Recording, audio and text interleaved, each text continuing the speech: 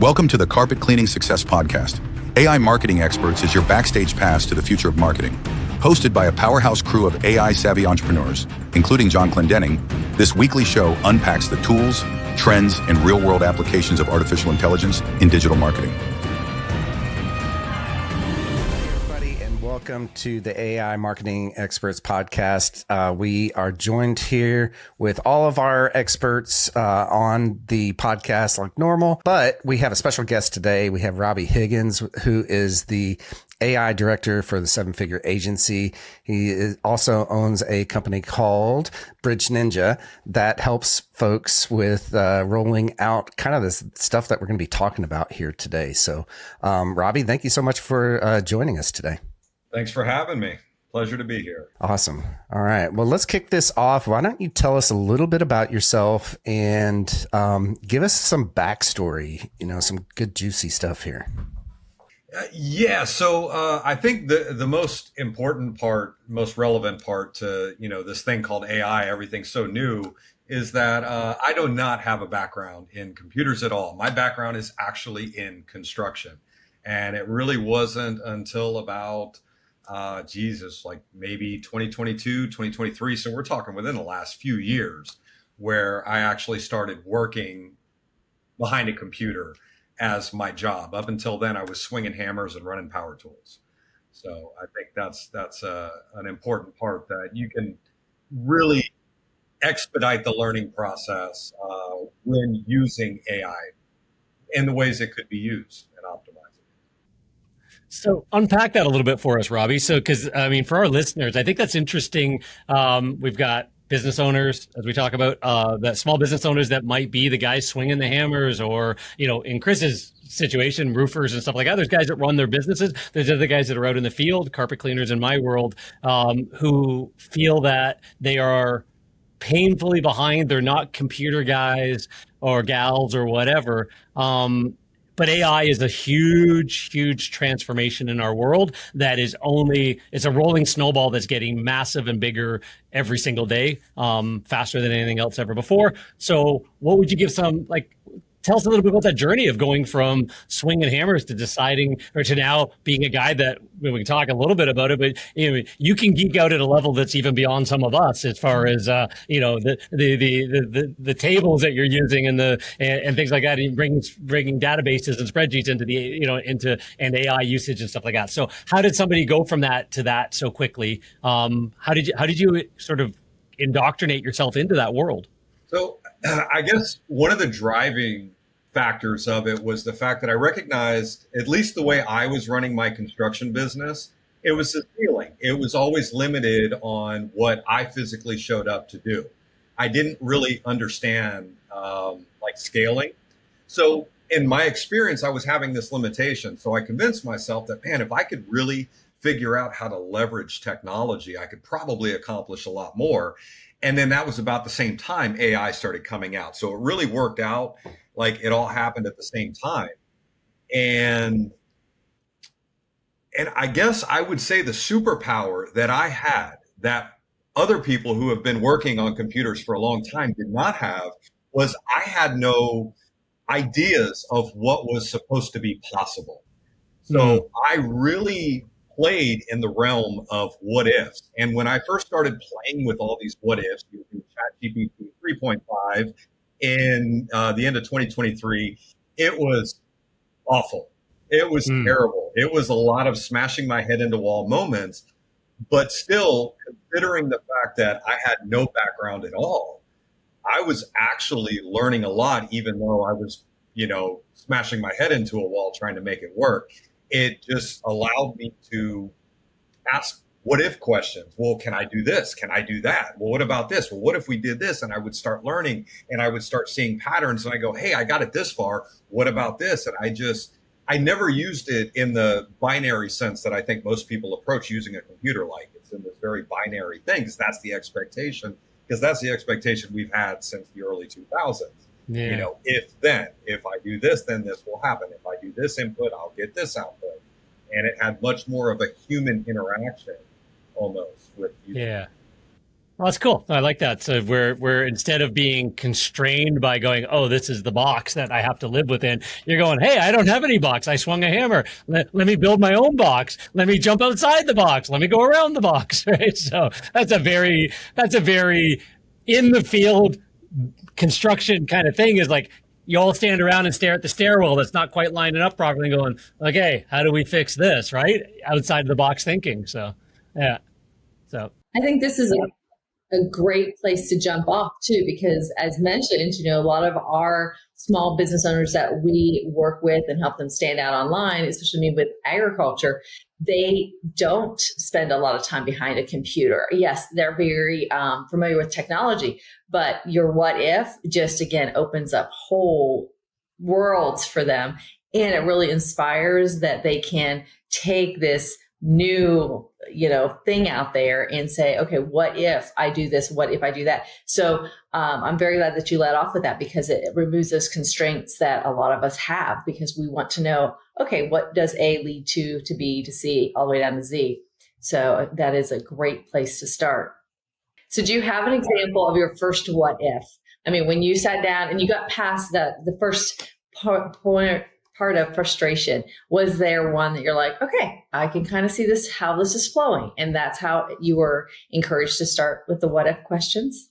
Yeah, well, one of the big, technology advances that really cracked it open for me was like, where it really started going, oh my God, I can play so far out of my league now, was I was trying to create, I don't even remember what project I was working on at the time, but I knew I was creating using a Google form.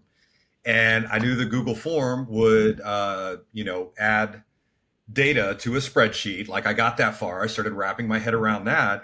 And I was like, well, man, it would be really cool if I could set up a form that would capture information, and then I would have all the data on some sort of scale, and the scale could be converted into a results-based email that would be sent to the person. And I was just like, again, playing with what ifs, playing way out of my league. And I remember, God, it was so frustrating. It ended up taking me like 3 days, but I learned so much. ChatGPT 3.5 walked me through the process of setting up Google Apps Script, which I didn't even know what that was. But I was like, oh, okay, so I write this code, and I was terrified. I was like, if I write code, are things going to break? I don't know what I'm doing. I still don't know what I'm doing. But I was able to have ChatGPT write a code that actually allowed me to, when somebody filled out this form, it set a Likert scale, it converted the data into an email and attached, and then sent the results of the form they filled out directly to their email inbox. And I was like, oh my God, I did that.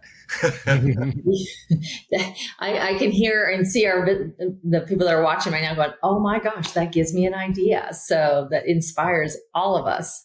So Robby, that was great. Like in 3.5, you were talking about like you did vibe coding before vibe coding was a thing. Now everybody is talking about the platforms that you just talk and it writes code for you, right? That is now sort of a 2025 sort of thing. But in the early days, app scripts and all that kind of stuff. Yeah.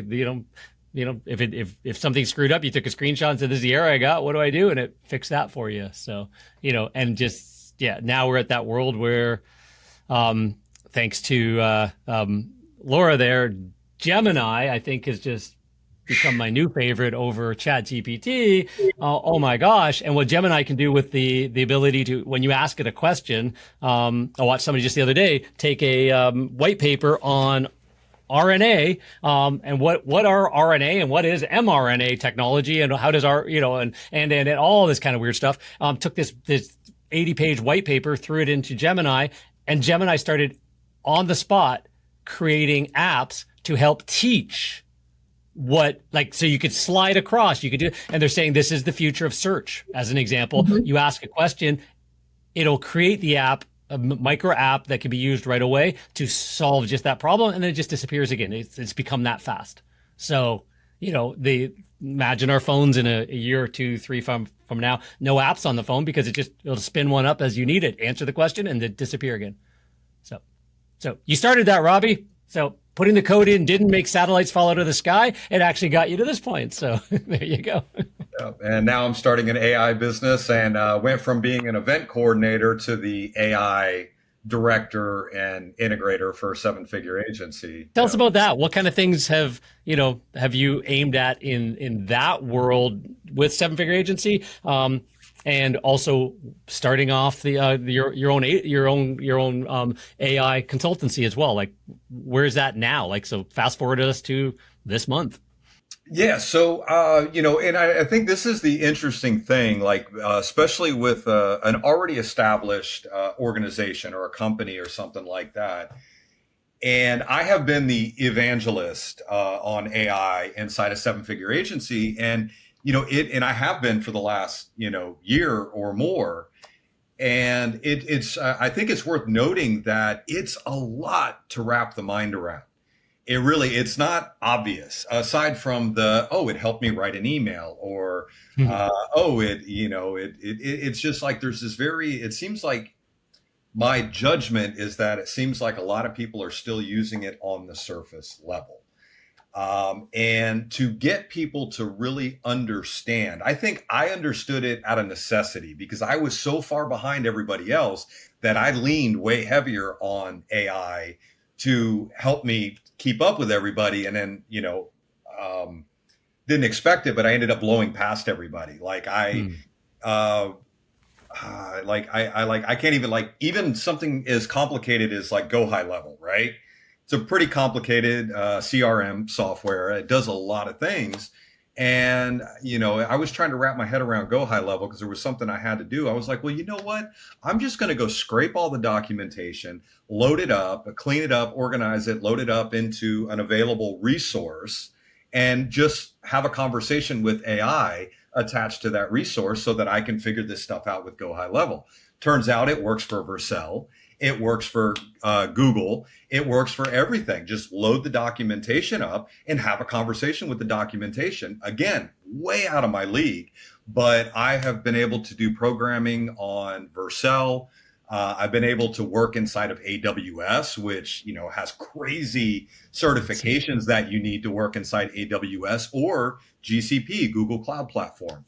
I guess the real point that I would say to make for your audience, especially, is that you can now play way outside of your league. And what they call context engineering now, went from prompt engineering to context engineering, is really just making sure that the right information is in the right place for the right time, and that you can have a natural conversation with an AI, interactive, a user interface that's attached to the right information at the right place at the right time. That's all context engineering essentially is, right? So I would totally agree with that.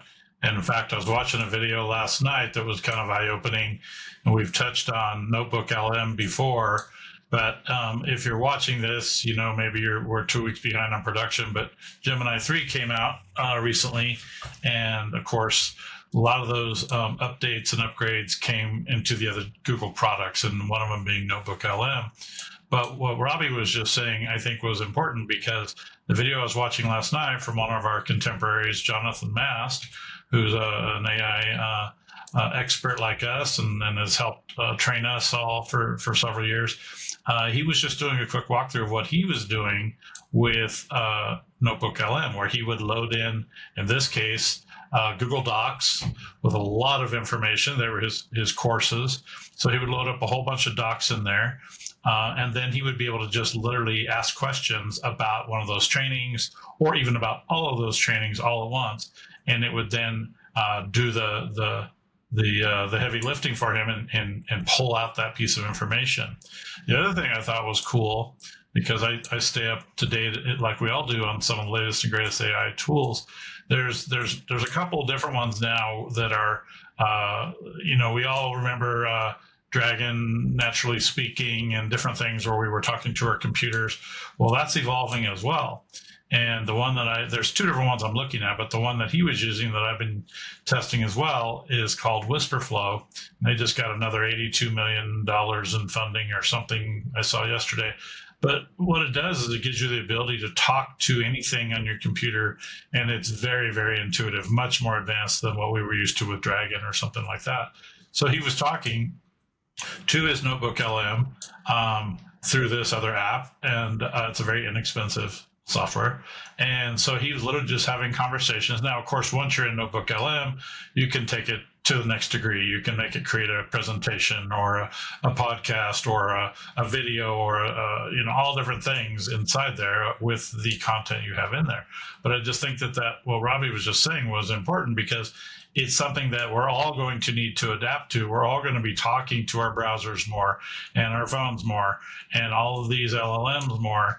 And they just become our learning partner or our professor or whatever you want to call it, because it's just advancing so fast, and we're then able to just extract what we need, very quickly and very easily. So thanks for sharing that, Robby. It kind of made me think of that from yesterday. Yeah, and I'm an avid Aqua user for the voice transcription. I have Aqua, and it's amazing. The ability to talk removes all of the bandwidth that it takes. Even though we don't really notice it if we're in the habit of typing things, removing that bandwidth allows us to kind of brain dump.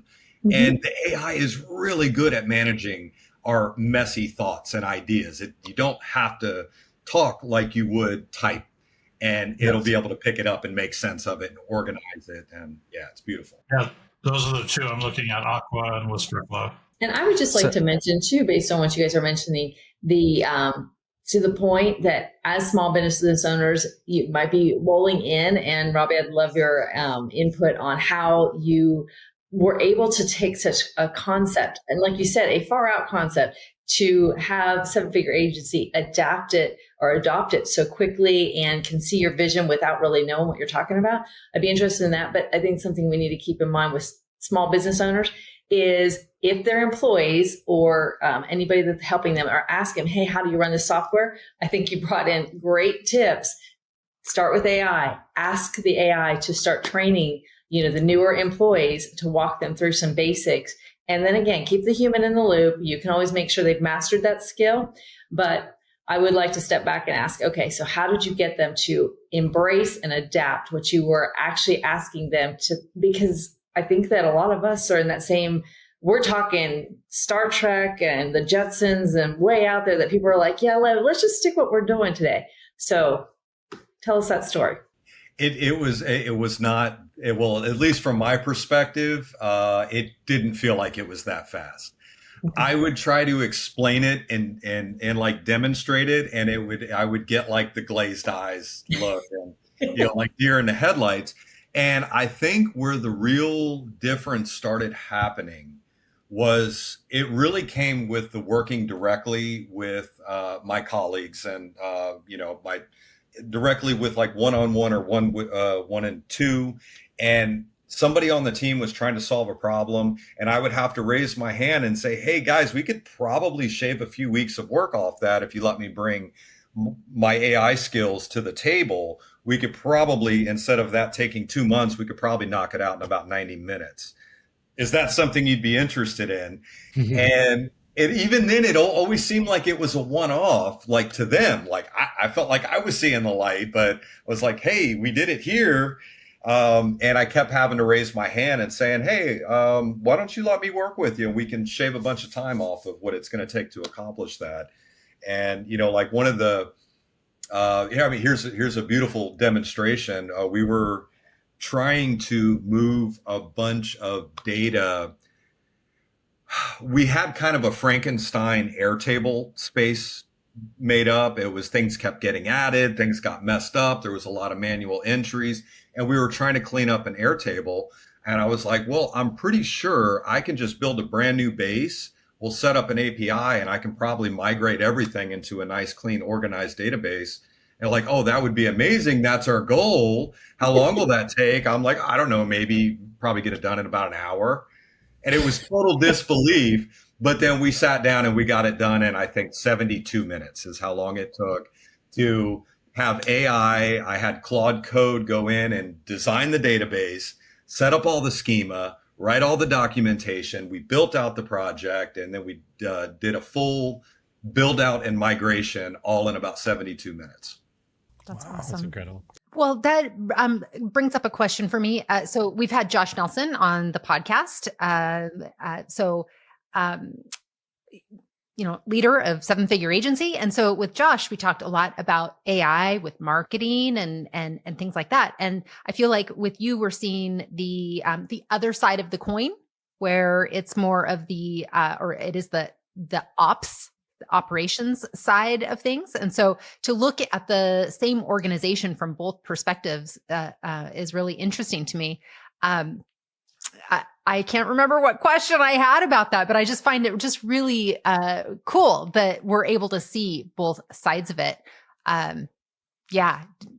Somebody's so progressive in the marketing side, yet hesitant on how it can be worked in the ops side. If you think, a little clarification there. Josh and Yesenia have both been great with cracking the door open, even though not fully getting it. And Josh has been amazing because he works more directly with the sales department, sales and marketing, whereas Yesenia is more involved with the operations and the membership. And I'm more directly on the operations side, the membership.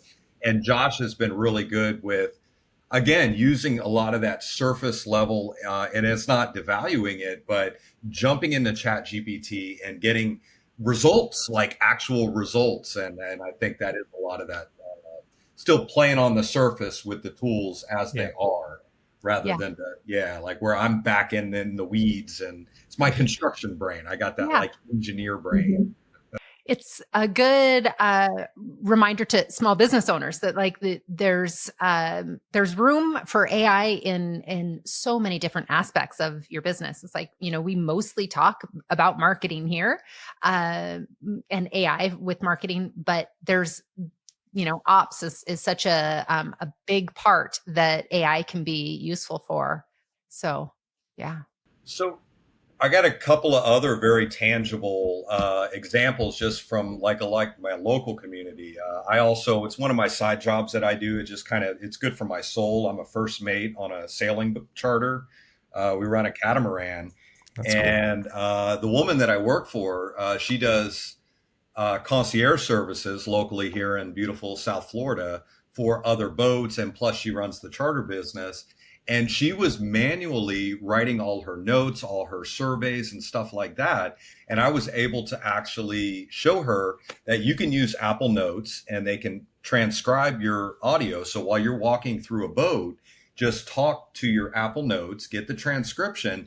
And when you're done, I helped her set up, this is how we organize our notes, a custom GPT.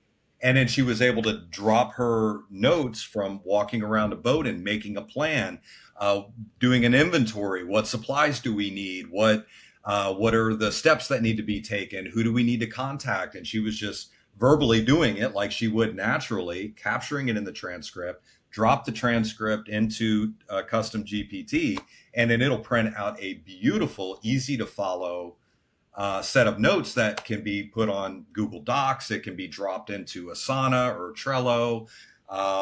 Whatever you want to do with it, but it's nice and clean and organized rather than to try to, manually do it on paper. Yeah, that's amazing. Were those notes then delivered to other team members, or how did you set it up for that business?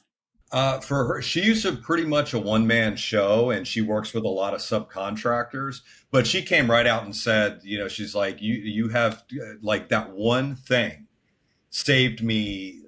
She said it's probably saved her 40 hours a month of how much manual work. Even when she was working in spreadsheets, everything was manual, and we were able to convert a 40-hour process into a 40-minute process, which was massive for her, almost to the point where she couldn't believe it. I remember it was wild to have, she's like, this is all I ever knew.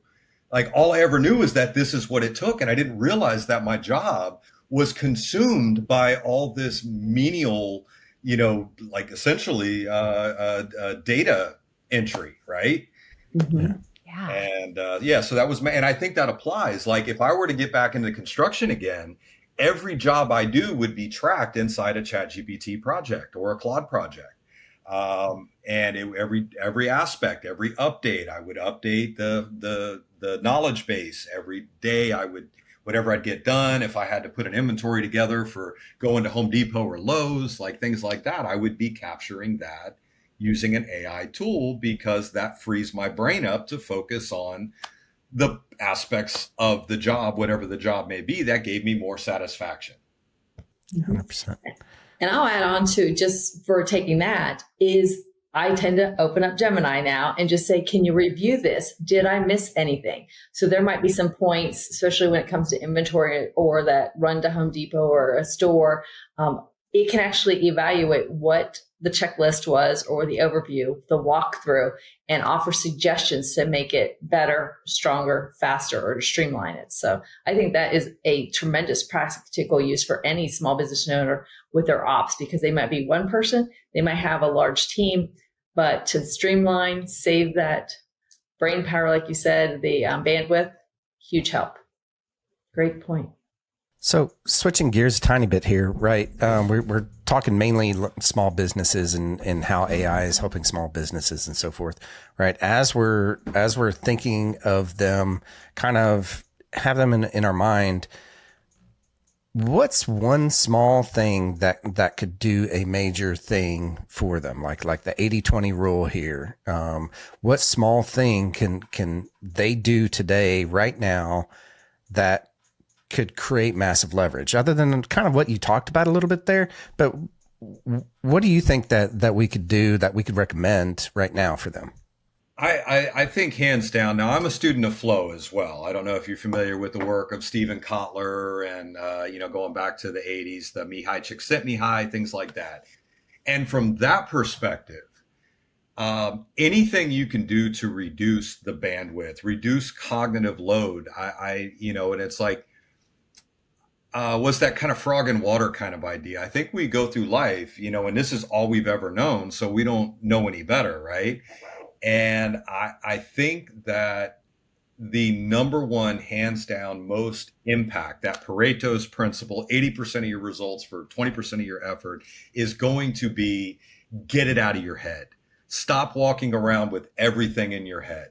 And that is in my judgment, that was what AI is a total game changer, because it becomes the most amazing brain dumping ground you could ever ask for.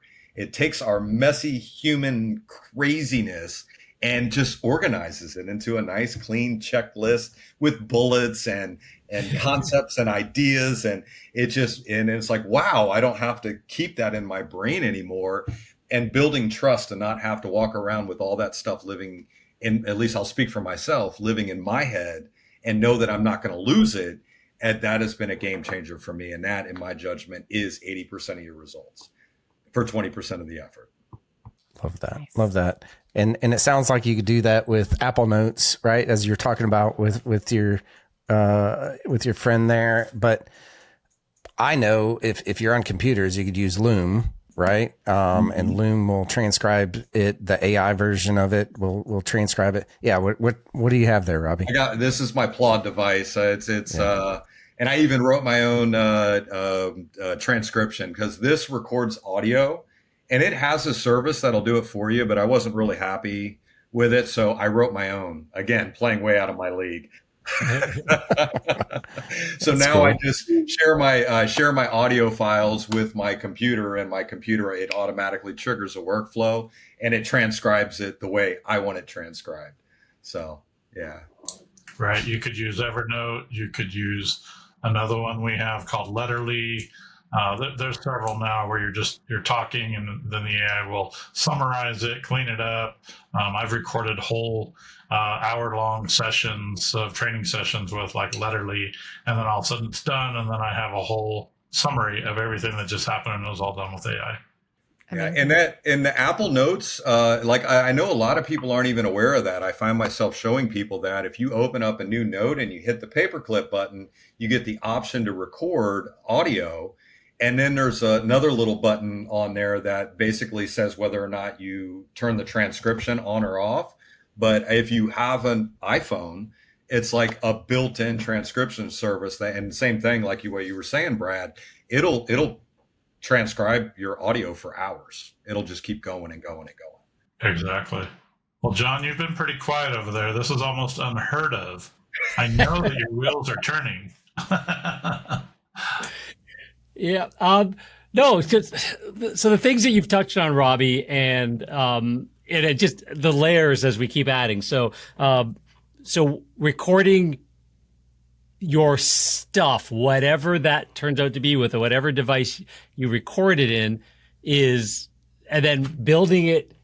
The next layer, putting it into a table, putting it into a database, having it collected somewhere, whether it's Google Docs and Jonathan Mast and Notebook LM where you can ask against it, whether it's an Airtable like you're talking about, and having a little bit more sophistication where you upload, download your audio, it goes in, it separates this and then puts it somewhere.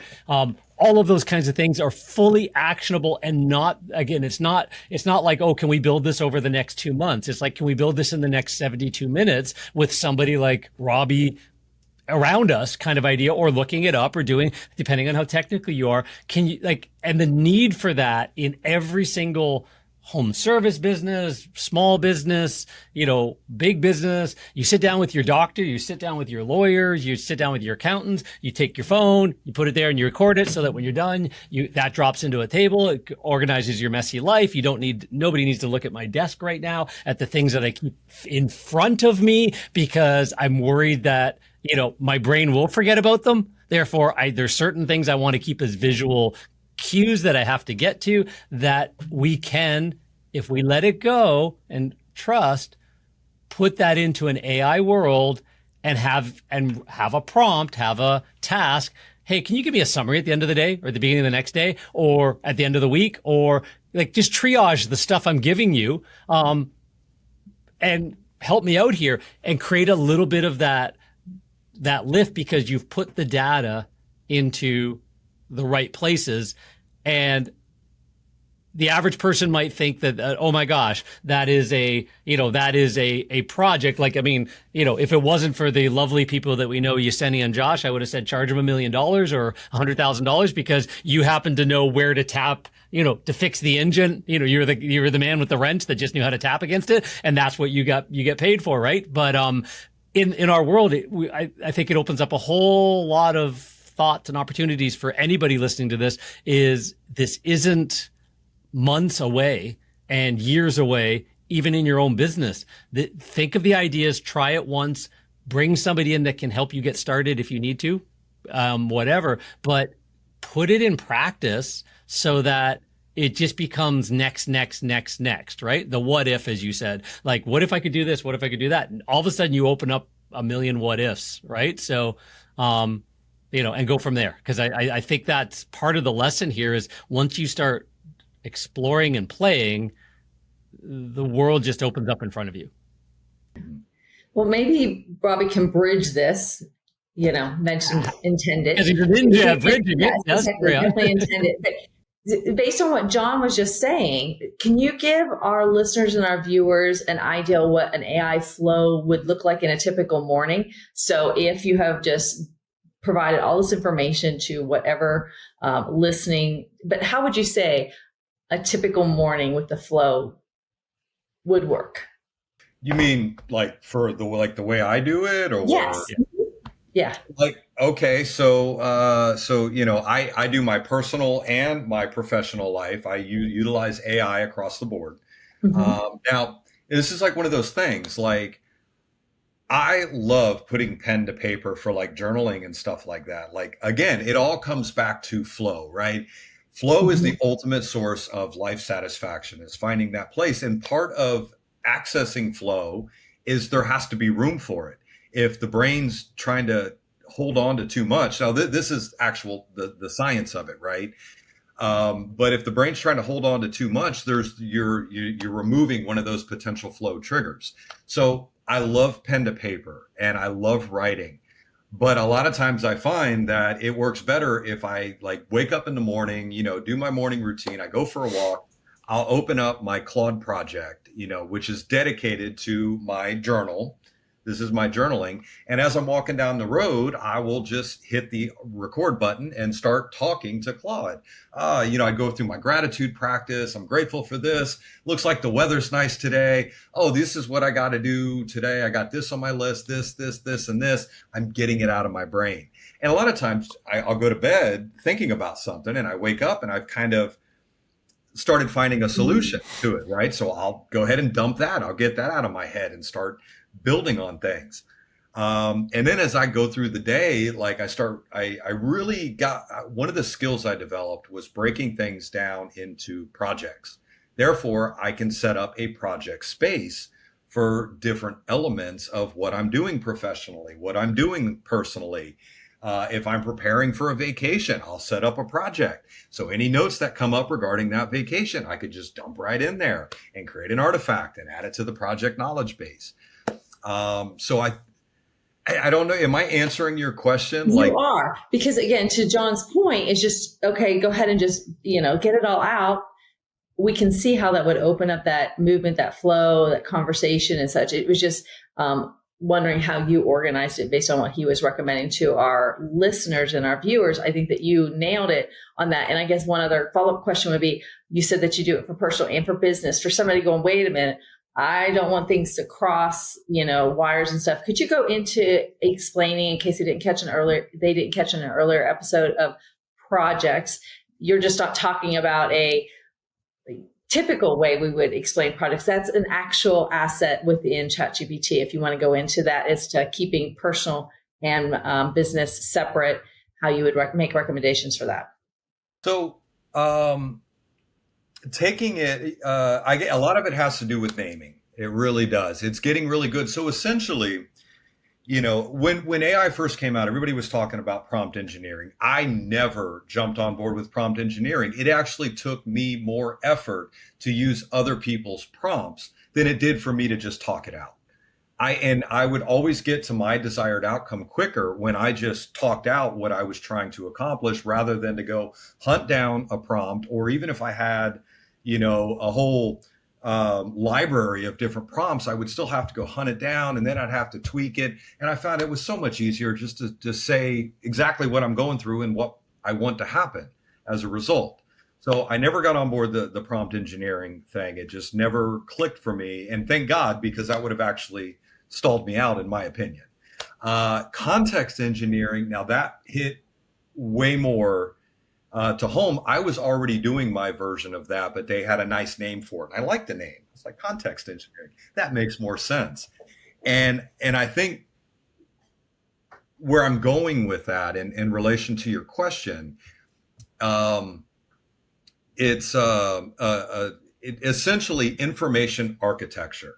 Like, that's essentially what we're doing with AI. AI is turning us all, at least if we're going to really get the most use out of it, we all have to become some form of information architect, where we have the information organized in compartments so that when we access that AI layer on top, it has all the right context for that particular thing. So whether that's context around a personal issue or project or aspiration, or a professional one, it all has to do with where it's accessed and what information is available on the other side of that access.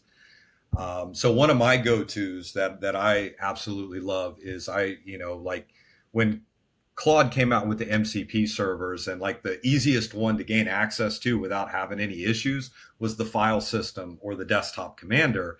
And it's this AI layer directly on top of the file management system inside a Mac computer. That blew the top off for me. That was the absolute game changer. That, in my opinion, is the absolute context engineering that isn't as complicated as it sounds. It's just basically this folder, access the terminal or the project knows exactly what folder to go to and say, this is where all the information happens and related to this topic. So I don't know that was a direct answer, but that's essentially how I operate, is primarily with the file manager. We all are getting great information from that. So thank you. Absolutely. And can you kind of dig into that? Because, that might even be a little bit over most people's heads of exactly like what can that actually do? Right. So can you give us an example there? So if you're working in Claude and it can access your files, which a lot of people are like, ooh, I don't know about that. Right. But if it can, what are some of the things that you can do with that? Geez, it's like the possibilities are endless, but the AI's performance and its ability to give us what we really want from it is like so dependent on the context it has available. Like, for example, let's say let's say you're trying to learn something like maybe like you're diving into something like engineering or specifically bridge engineering, and I'm just throwing it out there. And let's say you know nothing about this topic. You have to two things. Number one, you got to have all the information available to the AI so that it can grab the information and explain it to you. But here's another aspect of it. The way I learn, Chris, is going to be different than the way you learn, is going to be different than the way Laura learns and Jen learns. We all learn differently. We all see different patterns. We all have different backgrounds. And that's the one thing that can be part of the context. My AI can know when explaining new concepts to Robby, explain through construction language because Robby has a background in construction. So when it starts talking to me about what a utility folder is in a repository, which is all kind of coding language, we're getting into like GitHub and stuff like that. It's like your utilities is kind of like your utility closet where you've got your electrical panel and maybe you've got some tools in there and you've got some WD-40 and like that's where all your tools are. We can go grab our tools when we need them. Like, oh, that makes perfect sense. I get it. And your AI can know what you need to understand as long as you give it that context. Like, hey, my background's in cosmetology. So when you explain things to me, explain it through cosmetology or explain it through, anything, whatever the background actually is. That's a great point. Yeah. Awesome. That makes a lot of sense. And just that layer that Robby was talking about, in case it does get missed by some people, because I didn't realize I had downloaded Claude Desktop.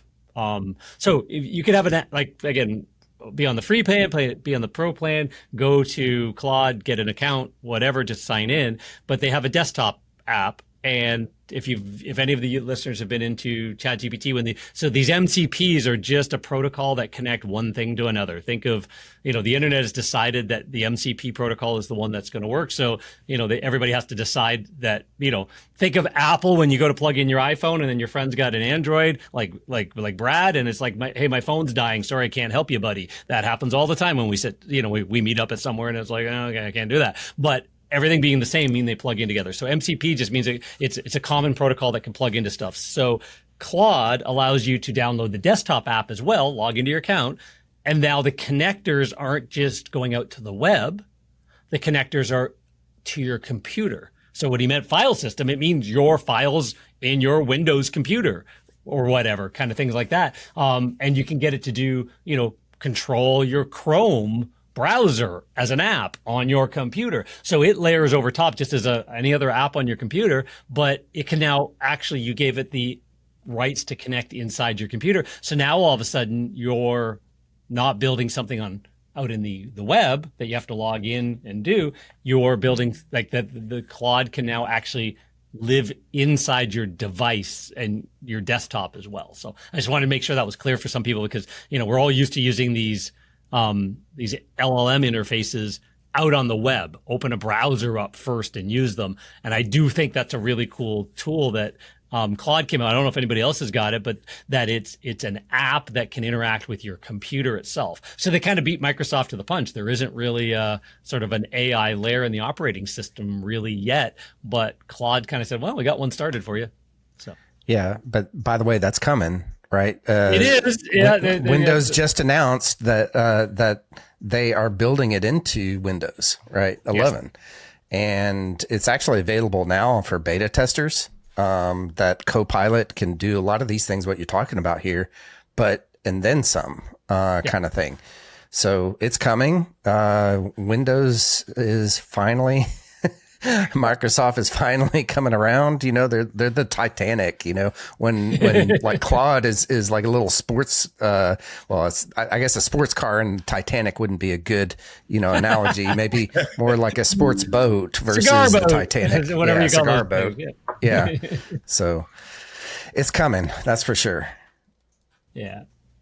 And I think that's the reason why everybody needs to jump in and play, is because it's like, so I should stop and do that. No, once you learned it over there, then when the other one shows up, it's like, that was like this. And it's better over here. Like, again, Google was the slow moving machine as well. And all of a sudden they just went boom, boom, boom, boom, boom.